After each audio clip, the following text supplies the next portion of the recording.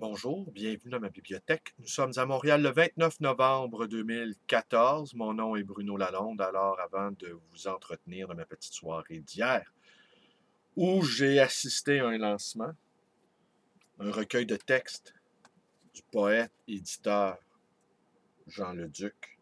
Jean Leduc qui a fondé les éditions CULQ, Culture québécoise, un iconoclaste, spécialiste de Sade. Il a fait son doctorat sur le marquis de Sade. Il a gagné également le premier prix de piano à Paris, je ne sais trop quelle année.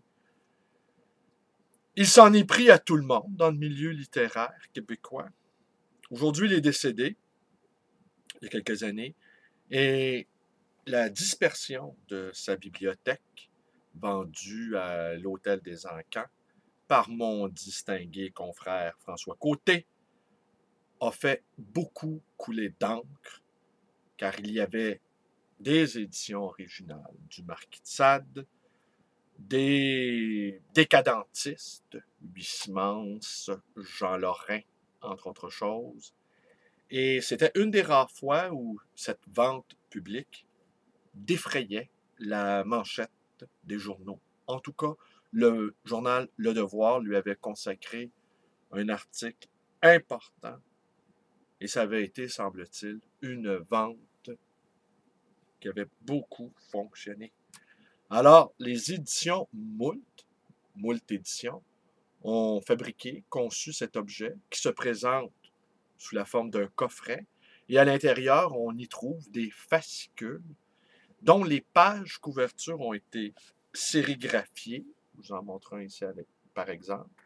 Et c'est vraiment de la belle ouvrage, comme on dit, au Québec. Alors, Jean Leduc également, que nous avons publié à 2 reprises dans la compagnie numéro 4 et 5, si je ne m'abuse, que j'ai rencontré une seule fois. Il a été très sympathique avec moi, mais assurément, entre petits délinquants, il arrive que les atomes soient bien crochus. Ce que je veux dire aussi également, c'est que le lancement d'hier, il y a eu une prestation scénique avec de jeunes personnes et de moins jeunes. C'était extraordinaire également. Nous étions une petite quarantaine réunis et nous avons eu beaucoup de plaisir. Une autre chose aussi, c'était la première fois que je visitais la médiathèque littéraire de Gaétan Dostie. Gaétan Dostie, qui est un collectionneur averti d'œuvres québécoises, de tracts, d'affiches, de documents, de peintures également. Et de mémoire d'homme, je n'avais jamais vu autant de merveilles rassemblées en un seul lieu. Et on a dû me trouver un peu gaga, car j'ai rencontré plusieurs de mes amis dans le monde de la littérature et de l'édition.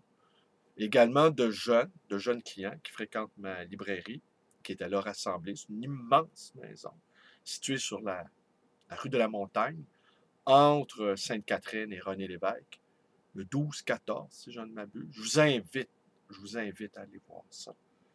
Et ils ont dû me trouver un peu gaga, donc, ces jeunes-là, car je ne savais pas dire autre chose que formidable. C'est formidable. Et là, j'allais de pièce en pièce, examinant des manuscrits du Baraquin, ou de Jacques Ferron, ou de Michel Beaulieu. Et je ne trouvais rien d'autre à répéter. C'est formidable, c'est formidable. Ils ont ouvert récemment une petite librairie. Gaétan Dostie s'est, semble-t-il, porté acquéreur des presses de Guérin, des presses manuelles de Guérin. Ils se sont mis à imprimer des documents aussi, des recueils de poésie, dont un qui a frappé un petit peu mon esprit.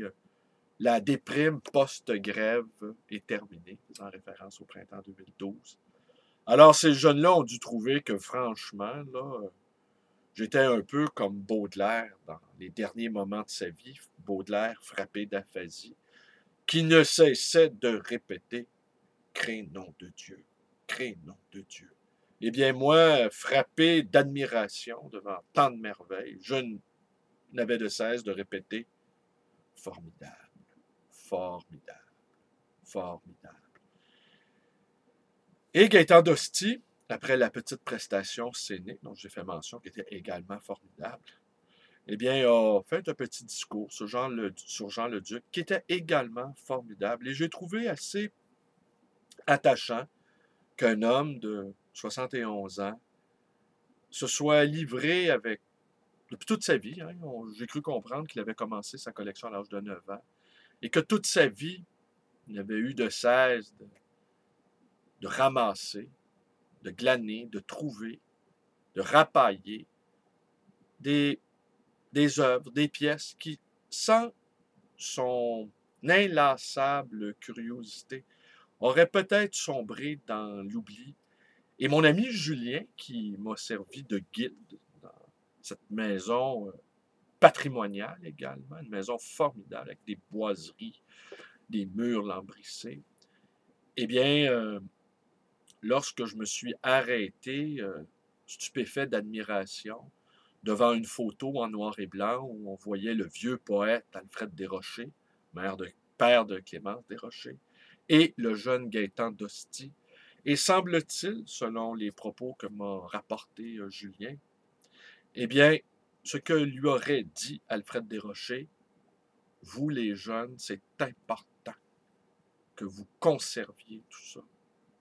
Qu'il aurait en quelque sorte ouvert la voie à cette passion sous-estimée, méconnue et bien trop souvent décriée du collectionneur. Il y a quelque chose de formidablement candide chez le collectionneur. Le collectionneur est un être délicieux, à n'en pas douter, mais également un être enfantin qui n'arrive pas à quitter le monde merveilleux de l'enfance.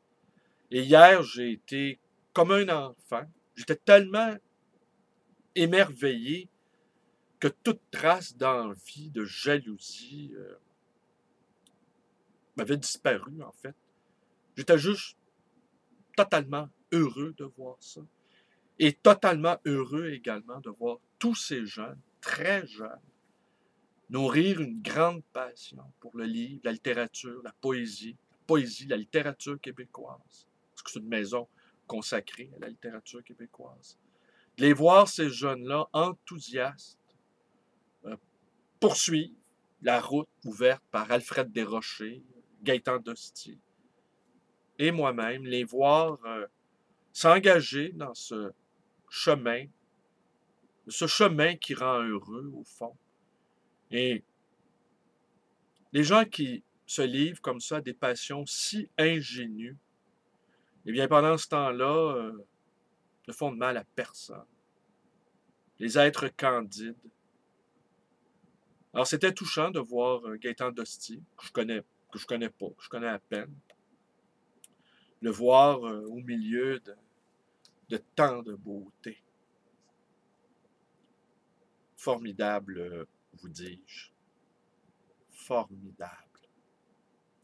En tout cas, je crois pas que ces jeunes-là, hier, ont dû se dire ouais, Sacré Bruno, il nous a asséné des sentences définitives.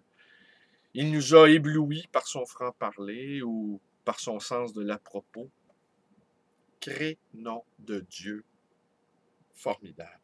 Je vous remercie d'être avec moi. Portez-vous bien, portez-vous bien, portez-vous bien. Et n'oubliez pas, la manif débute aujourd'hui, 29 novembre 2014.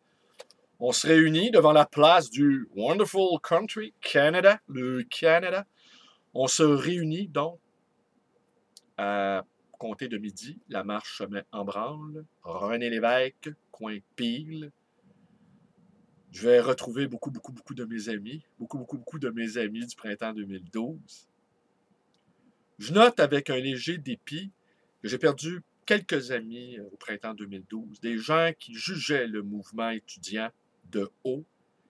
Et là, eh bien, je me fais également juger de haut parce que j'ai joint les rangs du Parti québécois, comme vous le savez, un parti institutionnel.